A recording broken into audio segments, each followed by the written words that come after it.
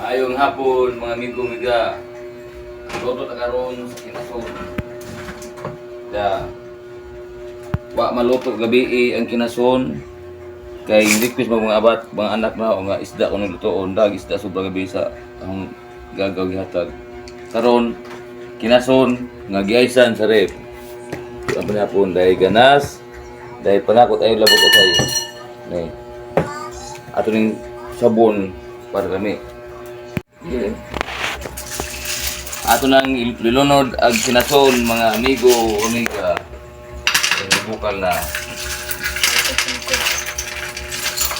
Ko ba?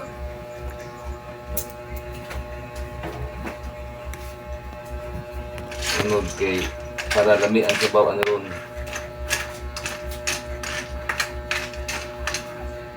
Ikaw man naglutuan eh. Di pa may isda sobra gabi eh. Ano po ni pritohon para umas buntag. Kami kadug sabaw ni mga amigo, amiga, kay tangis ni sabaw. Sagulan og talbos sa kamuti, tawag og ganas.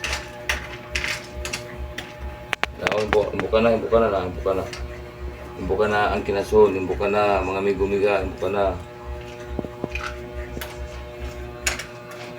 Kami ni sabaw kita is sa buka na lang, buka.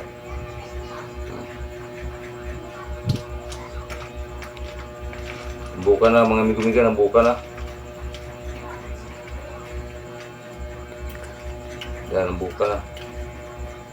Buka na ang mga kinason.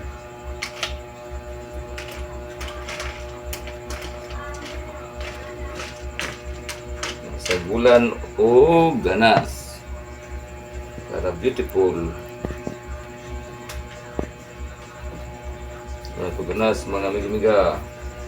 Para na vitamins sa atong lawas. Importante ning gulay sa atong lawas. Kaya magsigit ang karne, patay. Para nang naay panag sa gulay. Kay hindot sa lawas ng gulay. Ng ganas.